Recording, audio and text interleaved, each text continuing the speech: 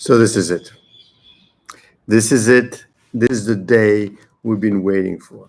This is the day, everyone. So, what does it mean? What does it mean for you as an investor? Well, I mean, I have to say, we shall see because I think at the end of the day, the market is going to do what it's going to do. We, on the other end, are here to make money in the stock market.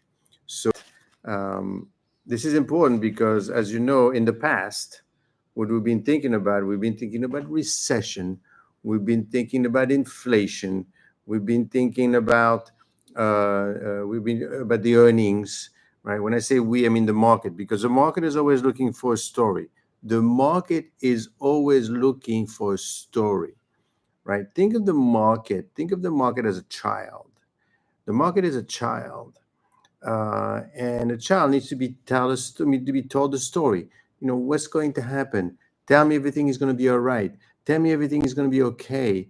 Tell me a story. Tell me a good story. But tell me what I want to hear. The market wanted. What did they want? The market want. The market wants a rate cut, and he didn't get it in September. If he didn't get it in September, we'd be in big trouble. He got the rate cut, then he wanted something else, and he wanted something else, and he wanted something else. The market always wants something new. So how could you make money in an environment that's always changing, that's always moving, right? The way you make money is by understanding what is going on, by being educated, and I will show you and explain to you later on what it all means by showing you actual example, by understanding what is happening, by reading the leaves, and you've got lots and lots and lots and lots. Volatility is illogical right now. That is correct, and this is what I mean. Show me the money, and this is what I mean when I say that the market is like a child. It's not logical, right? But that's good. That's good. You want the illogicalness. You want the confusion because you could benefit from it. Imagine if nothing was going on, right? If imagine it was just a flat thing, right? Nothing was happening. There was no price discovery. Now, obviously, for some people to make money, other people have to lose money, right? Because when you sell your stock, even though you made money, that person buys your stock and the stock goes up, you lost money. What do you mean you lost money? Well, you lost money because you could have made more money, but you sold your stock, right? And if you are playing with the options, there it's a zero sum game, right? If you're buying a put, someone is out there buying a call, and when you make, he loses or she loses, and back and forth and back and forth, right? So what is the secret? What is a secret sauce? Well, there's no secret sauce in the sense that what tell me what to do, and if I put all these things, no. The way it works is that you need to understand what's going on. But obviously, for you to understand what's going on, you know where you're getting the information from, right? You can't just walk around the streets and say, okay, I'm going to buy Tesla, right? Because I like the car. No, you. The good news is there's lots of information coming in, right? It's like basic education, right? You got lots of books out there, right? But you can't read all the books in the world, right? So therefore, you cannot know everything. You got to pick what you want to learn, right? So what do you pick? What do you decide to focus on in the stock market? Well, you need to focus on what's important. But what is important? How do I know what is important? Well, you need to read the story. You need to understand what the story is. And right now, the story is all over the place. Like I said before, it was the inflation, and then it was a recession. Then it was the earnings. But frankly, at the end of the day, it was all about the elections. Now, is it going to make a big difference? Who wins? Well, at the end of the day, I hate to tell you, people vote on who they like. Most people, right? You like him because what he says. You like her because what she says or what she represents. You don't like him for what he did or what he represents, and vice versa, right? Why? Well, because there's no way for you to understand, first of all, the plans. And I put a couple of shorts yesterday to kind of give you a feel of, what he wants to do and what she wants to do. Yeah, cut taxes and raise taxes for the rich, and do some more drilling and give money for new houses. But you know what? This is just them talking. They're not kings, right? They're not emperors. They still have to get through the for Congress and the Senate, and more likely than not, the Senate is going to the both houses are going to be split. Are they going to be able to do all these things? Which is great, right? If you are a candidate, you could say, you know what, I'll give you everything you want, but I'm not going to lie to you. But obviously, if I don't have the Congress and I don't have the Senate, then obviously I can't do anything. I tried to do something, but I can't do it. So I didn't lie. You see what I mean? So you have to realize also whatever they say, it doesn't necessarily mean that they're going to do it. Now, one thing I have to say, and that's important for you if you live in the US and you're paying US taxes, is that in 2025, those 2017 tax cuts for the rich expiring. You got to do something. Because when I say you got to do something, it's not so much Trump saying I'm going to extend it. Well, you extend it if they allow you, if the Congress and if the Senate. If they don't allow, right, for whatever reason, the Congress is split or there's an issue, and they do not have it, then what's going to happen? You're going to have the biggest tax increase, and not just them, everyone. Okay, because that tax expires, right? It's got a certain amount of years, and then that's it. You got to renew it again. Those tax cuts. If you don't do something, so you got that going for you in 2025. Now, obviously, I'm already thinking black swan here. I'm not thinking what else is going to impact the market. But so that's in 2025. Now, of course, in 2025, and that's something that none of them are talking about. And they're all spending the money very freely, frankly, that they don't have. Right? We don't have the money. I hate to tell you that. So we keep borrowing. We are 35 trillion. None of them are basically saying anything about dealing with the national debt. That's another black swan waiting for you at some point. So be aware of that, because when that thing hits, that's going to be tough. Now, I will tell you, if you look at Portugal, for example, Portugal dealt with its national debt, and they're doing quite well. The only thing is, what did they have to do? Well, they raised taxes, they cut entitlements, they messed around with the year that you are staying in, that you are in retirements. They reduce retirement age, they increase retirement age. You got less money. So these are not things that we want to think about, quite frankly. That's not good. As an investor, it's a good thing, because if you know that's happening and you know the market is not going to like it, and you know you're going to have an issue, you can make money from that, right? You can make money for that. I always said it. Always make sure that you are hedging your portfolio, because it is important for you to understand what is happening, and you need to not so much looking for the gain. Try to protect what you have. We are making money because of it. Yes, volatility is great, especially if you're dealing with options. I mean, if you go into my Patreon channel, I mean, I don't know, I have 50 trades, I think, in the past 2 months or something, right? Just going in and out, making $1,000 in one day. I remember on Tesla, a couple of days ago, last week, I think, on both Vulcan Materials, some of the names. I will show you some of the names that I'm thinking about. On Vulcan Materials and also on Tesla. You went in, you kind of look at the trend. I talked about some of the items that I talk about all the time is, how you trade these things. What do you do? Where you buy and hold? Well, you could be a day trader, frankly. You come in, you look at what's happening, you see a little trend, you pick it up, boom, and you're out. Make $200, make $1,000. I think that's it. I think $1,000 in one day. How did I do that? Well, I look at the trend, and the trend was already on its way up. You just pick it up and get out. So there's ways around it. This is not really understanding the market, but more likely understanding the way the name trades, the way the stock trades. It trades. It's got its own way of doing things. And what I mean by that, it's independent, really, as to the biggest scheme of things, right? Because when the name trade for the day, think about it, nothing really happened in Tesla on that particular day.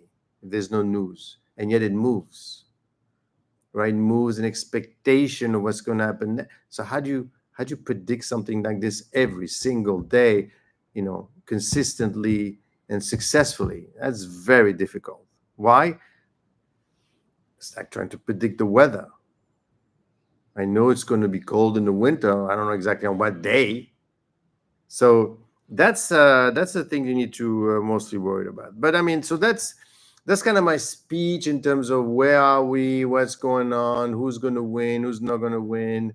As you as an investor, it doesn't really matter who wins or who loses as long as you are hedged or you've got the right portfolio. At the end of the day, in the big picture, right? The big picture, no one wants a stock market crash, especially not now, right?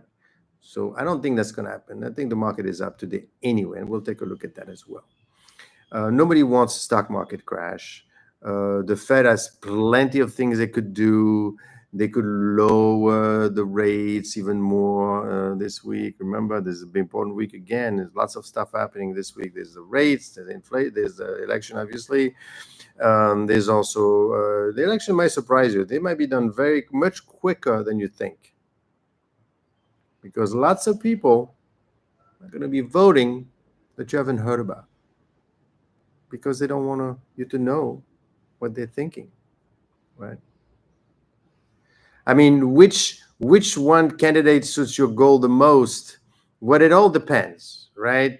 If your goal is for growth, yeah, if your goal is to make money over the long term, I'm worried on the both, because they're both going to raise the national debt even further. And that thing, my friends, is what you call a black swan.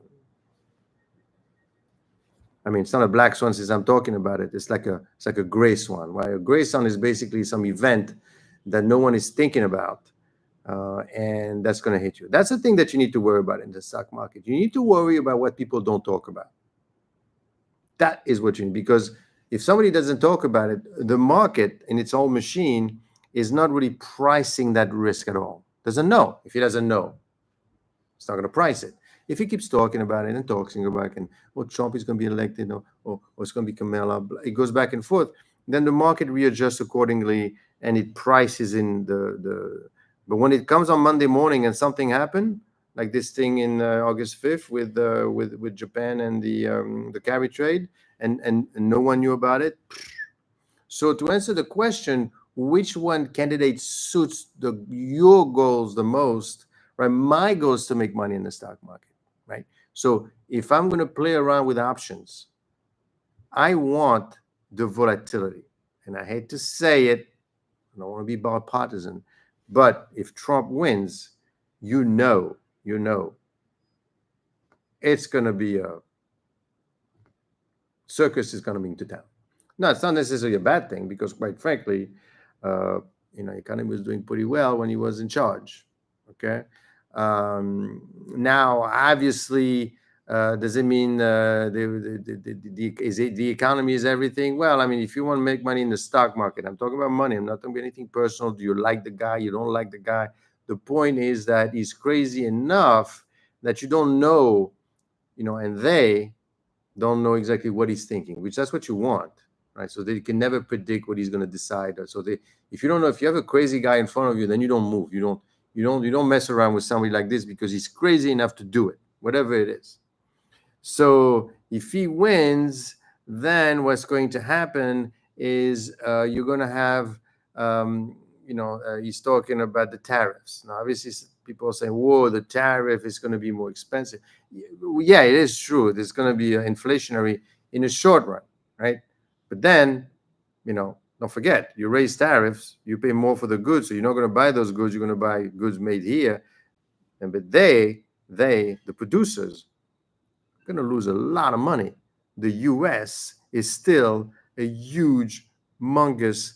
It's like Europe times two, right? I mean, times one, times two. So you want to sell. So you're going to think about it. Say, this guy is crazy. What am I going to do?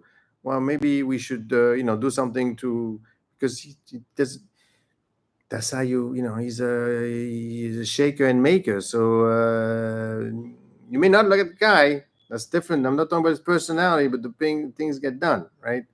Now, obviously, if she wins, she tends to have probably a better handle in terms of the cost, probably lower cost on the national debt because she has actually raised taxes on the rich. So there's probably a better handle on the national debt, but still, and she has the problem that she has is she can't say, well, I'm going to do something different, but you were with the other guy for the longest time. How come you didn't do it there? So it's not her fault. I mean, it's de facto, it's tough to get out of this situation, right? It's very difficult to get out of the situation. But if she does win, then it's going to be things are going to be more mellow, I guess. You already know what has happened, so that's what you're gonna get. I mean, she's trying to spend some money to please a few people here and there. Will she be allowed to do it? We'll see. Okay. But regardless of who wins, I will tell you frankly, it doesn't really matter because it depends who's the Democrats and who's going to be in the Republican House and who's going to manage the Senate and who's going to manage the House. If yeah, probably going to be split, so it's going to be difficult. Here, it really is a choice of who you like and who you don't like, right? And so for you as an investor, and that's what I mean, what you need to understand, what's going on, right? Don't think that he's going to come in, he's going to do all these things. I'm going to cut the oil, I'm going to start drilling, I'm going to raise the wall, I'm going to kick all these people out, I'm going to lower the taxes again, and I'm going to make everybody eats better food because of Kennedy and blah, blah, blah. I mean, he can't do it on his own. He's got to get approval from the Senate and Republicans. So it is a little bit more complicated than that. But you as an investor, need to understand where you fit in that picture and what your strategy is. Now, if you want to make money long term, then frankly, you've got a bunch of great opportunity with some of the small caps. Right? Lots of small caps you could pick from, and they're doing great. I mean, in fact, look at some. I put some on my channel. I mean, GCT, ACMR. The problem is, the market is looking at it, and let's see what ACMR does. ACM Research and GT and Giga Cloud Technology. Nobody's talking about them, which is what you want. You don't want to be buying what everybody else is buying. The only thing is, the market is looking at this thing and is saying, I said, well, what do you mean, I mean, P ratio of 10 to 14, growth all over the place. Stop focusing on NVIDIA. So when will the market shift its focus on those names? That's a big question, right? Why is the market focusing on NVIDIA, on Tesla, and things like that? Then for those games, you play with options because it's very volatile. Yesterday, Tesla was gone, and I'll say something about Tesla in a few seconds. And now. But not focusing on the small names, right? Regarding Tesla, he's out there with Trump, right? Wanting him to get elected. So if you don't like Trump, I will tell you, it did impact the stock. I mean, I know that. So you need to know that. That's a story in itself. And you could hear when some of the portfolio managers talk about Tesla and Trump in the same discussion. You could see they can't stand the guy, so they say, well, Tesla should be Elon Musk should be in his factory instead of running around with Trump. And now, of course, obviously, what's happening is there's a fear, there is a concern that, or it's an opportunity for you if you understand it, that Tesla, that Elon Musk is really it becomes a trade. It becomes a Trump trade. So it's very, very good. It's becoming a Trump trade because they're associating Tesla, where Elon Musk, with Trump. Now, of course, you're going to say, but Elon Musk is not stupid. He's not doing this simply because he wants to, because he likes Trump. No, I mean, don't forget, he wants to push the agenda, on the electric cars, right? Because Biden wasn't such a big fan of Elon Musk. Okay, so that's what I mean when I say you need to understand what the market is doing. In this case, if Trump wins, then it's probably going to be a good thing for Elon Musk. You're going to see another jump. Now, of course, what we need to see for our trades, since we October 7th, we need about 35% growth. We need a 35% increase in stock, which that's what you should see technically if Tesla were to go back to where it was in. No, I'm sorry. I'm talking about ACMR. No. I'm talking about Trump. I'm talking about it was around the 270s or something. Anyway, you need to see that increase back. The same one, I think it's on ACMR. They need to see back the increase of 35%. Now, of course, what we've seen with stock price going up 2%, my options are going 5 times, like 10%. Okay, so there is room, there is something to be done there with options and with the volatility. So what we should do now, let us see what the market is doing. Let's see how it's behaving, and let's understand it. And let's take a look at the portfolio. I got Tesla up 1.67%. Obviously, this, believe it or not, I think is a gauge on whether or not Trump is going to win, because it seems to be closely tied to its and it would appear that Trump might be winning today. It might appear that he might be winning today. When you look, there was a Bloomberg this morning. There was a Bloomberg survey, and if you take a look at Robinhood survey, I think I posted that on my. Hold on, let me share that with you. Let me share with you. I think I shared that yesterday. There was a see, I got my library here, and you could see today's surprise behavior, what you need to know. I think I posted. Oh, you know what? I posted it on the YouTube channel itself. What we have is Tesla doing quite well.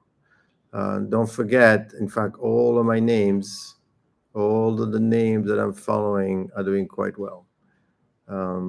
This is a total gain from the beginning that I've been tracking them, and you could see what we're doing. Now, am I lucky? No, I'm not lucky. I make sure, first of all, that all these names have strong fundamentals, and I make sure that these are good businesses. I make sure they have good businesses, meaning that they have strong prospects, and it's quite diversified. Now, obviously, if I take a look, like, unfortunately, a name like ACM Research, right, which is really, really not doing much of anything. Look. Why? Well, since March, I mean, this last earning calls, it went from 15, it was all the way up to 34 after the earnings, right? And then it kind of went nowhere. There was this it's just to do with the is this a rotation trade? What kind of trade? And then it got killed at the last, waiting for the last earnings. And the earnings did well. Look, it went to 15, and then $14 when you didn't hear anything, and bam, went up to 20. That's a good increase right there. And then it didn't like it again and went back all the way up to 26. And now basically what we're waiting for is this. We're waiting for the earnings. So get yourself prepared for tomorrow. You might see a big, I mean, they're doing well. They're going to do well. Now, is the market, because as you could see, the P ratio is only 14. See there? In fact, if you, based on the earnings today and what the earnings are going to be next year, the P is actually 10. That is a little bit silly. So Let's see what some of the latest is regarding. And I like this poster. This poster is very good, Frank Luntz. I like what he says. I like how he says it. What is the latest state of play inside the mind of Frank Luntz? Well, it was 4 years ago on your show that we talked about how the election results were going to be delayed, not just hours, not even a day or two, but it would go until Saturday. I wish you had that tape to show. What I'm watching for now is 7 p.m. The polls close in Georgia and North Carolina. If Trump loses either of those states, it will be a Harris victory. If Trump wins either Pennsylvania or Michigan, it will be a Trump victory, because I think that Harris wins Wisconsin, and the last two states point to a voter bloc that's been shifting, Nevada and Arizona. As you could see, a record-setting turnout may be good news for Trump, which is kind of what I've been saying, is that a lot of people that are Trumpist, right, don't want to say that they are, because it's, so then you're not going to hear that from them. So according to him, it's going to be good news for Trump if it comes out. So we shall see how that works. Now, another guy that I think is interesting is Bill Ackman. He's a fund manager, and he kind of brought it all together here very interestingly. One of the few benefits of supporting Trump publicly is many people come up to me. You see, and that's what I mean by the market, right? It is a case where no one wants to say they're with him. So then you listen to what's going on and you figure, well, nobody's with him because nobody's coming out. No. There's a big topic which you're underestimating the probability that a lot more people are for him than you think, because they don't want to see, what I mean is when they do the surveys. CEOs. And say, I'd like to support Trump, but Bill, thank you for saying what you're saying. I wish I were similarly situated where I could, but I have, all my employees would quit. I hear stuff like that. Well, if you read 20 things that Kamala Harris has said in the past, it's all anathema to business and to free markets and to the filibuster and to the rule of law and to the border. And they're all afraid to even say, well, she didn't mean any of it. Joe, you're preaching to the converted. I know. And look, I think we should tone down the emotion. I think it's a really important decision. If you want to make the decision on economics or the stock market, you should feel free to do so. If you want to make the decision on the basis of national security, if you just, the people who, by the way, I've had many people who continue to support Vice President Harris who say to me, you know what, Bill, I agree with basically every one of your concerns, but I just don't like the guy. Right. And you see, that's the thing. And that's what I mean. I don't want to keep hopping on the politics and Trump, but this is what I mean by understanding what's happening, right? Because if you were to make a decision whether or not who's going to win, let's see, because you can actually literally bet on this. Right now, investing in Kamala Harris versus Trump, they have it's not voting, it's a contract, basically. You buy a contract. If you think that Donald Trump is going to win, you could, so there's basically 59 cents for Trump, 44 for Kamala Harris. So it would appear it's not voting; it's just people are buying on Trump, and if he wins, then they make money. There's about, and I've got about 372 contracts. So 128 versus 119, and 59 cents. So basically, right now, according to Robinhood, Trump is it anyway. So, and that's what I mean by analyzing and understanding the situation, because here he's saying, listen, I can't say I like the guy. Now, of course, if you're on the left, you say, well, he's a rich guy, so obviously he wants Trump because yeah, totally. Yeah, sure, okay, but that's the story. I think he's rude. I think but he's it's not crass. I don't like his style. I hate him. That's right. But don't underestimate this. Most people vote for whom they like, not who's going to be the best, because nobody understands all the implication of the economy. It's who they like the best. A meaningful percentage of people, and then there are the people who say, okay, the world's going to end, democracy is over, he's going to become a dictator. At 82, at the end of his term, he's going to, he's now Stalin.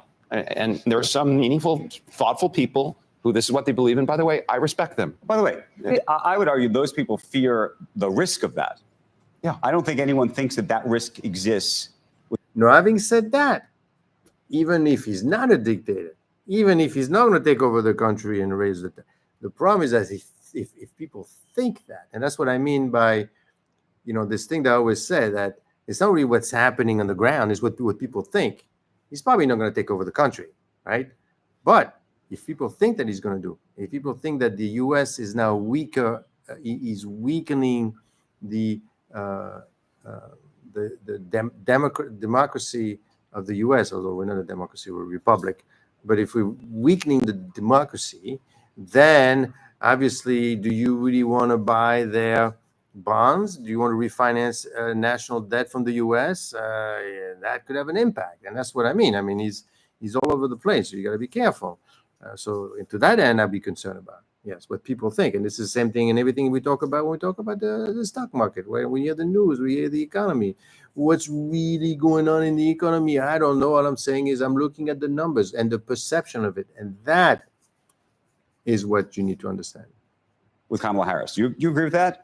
I don't think the risk. You think there's no for- risk? I think the risk. I think You're a the risk assessor. system. Go ahead. You're a risk Can I just assessor. ask you about, Please. We've talked to a lot of people this week who, or over the last week and a half, we've heard from a lot of people who are major investors, and they're betting one way or another on this. Are you making bets based on what you think is going to happen with the election, and where would you put those bets? So we have no bets in the portfolio on the basis of who's going to be president. We don't short stocks anymore, as you know. Right.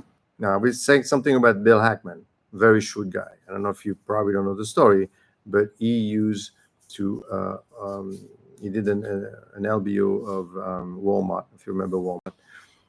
Sears, I'm sorry, Sears. And he basically milked it for everything there was to it, to be taken from Sears. Sears was a great company. It was a little bit of it. You need to be managed accordingly. But he bought the company, LBO'd it, sucked all the cash and paid dividends, and Sears is gone now. So pretty shrewd person there. Don't forget. We own these great American businesses, obviously in a better economy. Let's talk, it's a CNBC. Let's talk a little bit about the economics of the next candidate. I mean, Trump is the only candidate that's talked about accelerating the growth of the country. Now, you need growth if you want to get out of the national debt. I mean, either you raise taxes, you lower entitlement, or you grow yourself out of the national debt. And that's a tough job to do. You need to grow the economy. Now, can you give enough incentives for everyone to grow the economy? So obviously, when you grow the economy, right, you pay more taxes, but that's, it's a good thing to say. If you could achieve it, that's even better. And the only way we're going to dig ourselves out of $36 trillion worth of liabilities is through growth, right? There's sort of two answers when you're over leveraged, right? One answer is you can negotiate with your lenders. The other is you can increase the value of your assets. And how do you do that? You increase your profitability. How do you increase your profitability? You reduce expenses. He's the only candidate. Actually, let's talk about team for a moment, because it's not really Trump versus Harris. It's the Trump team versus the Harris team, right? So what have we seen? So Trump's picked J.D. Vance as his vice president. I'm afraid of mispronouncing him. No. Kamala's picked, has picked Walz. Walz is a self-described knucklehead, right? I can't imagine a world in which this guy is president of the United States. And you have to look at the vice president as a potential president of the United States. So that's, right. If I line them up, you've got a guy who grew up in a very, very challenged environment, addiction, family, rural America, makes his way to Yale, armed forces. Now he's, venture capitalist, right. Senator, extremely articulate, obviously highly intelligent. So you compare and contrast. You have Elon Musk, who's probably one of the most consequential, certainly consequential business leaders 100%. In the world. It's proven he can. I mean, he's making a good point here. I mean, you may not like the guy, but the people that he has with him, are pretty, at least quote unquote, good, or at least savvy, or at least smart, or at least they've accomplished something for themselves. So his point is well made here. and take on 12 things at the same time You got Mark Cuban. and change the world, okay? As Right. you know, who's going to take? He's put himself out here in this election, and first, the only one talking about government efficiency, right? And Trump's all in. By the way, RFK, okay? Right. RFK is a highly intelligent, capable person, and he's focused on a couple of issues that mean a lot to me. Number one, the food industrial complex.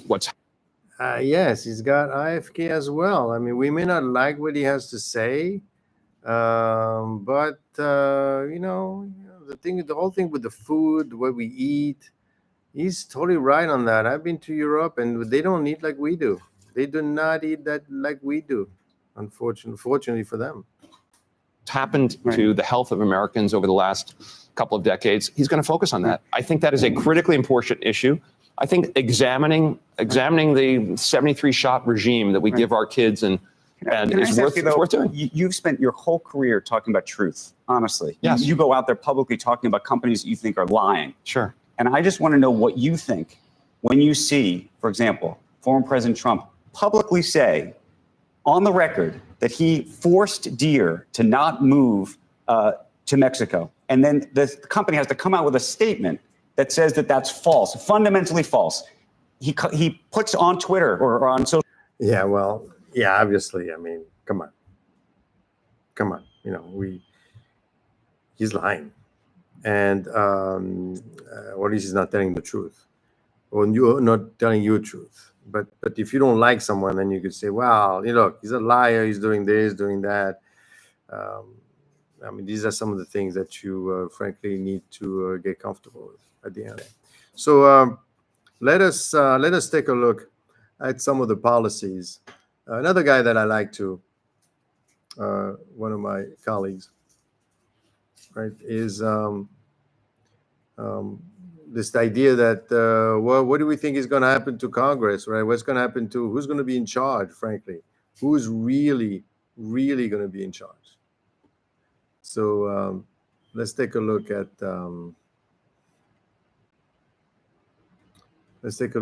our friend over in regarding the split Congress, which I think is always interesting to hear from.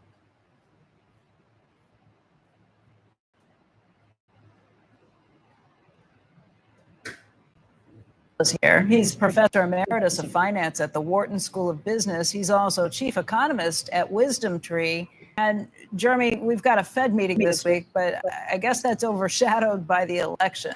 What do you think about the election's potential impact on the stock and bond markets? Well, first, Becky, I think if it's it's pretty clean one way or the other, and we don't have something you guys were talking about, Bush, Gore, hanging Chad. If it isn't that close, if it's decisive either for Harris or Trump, I think there'll be a relief. I mean, that there's less likely to be huge challenges and uncertainty, and just getting on that uncertainty. You're probably going to have a challenge. I think what's going to happen is a lot of people come out of the woodwork, and that's going to push one way or the other.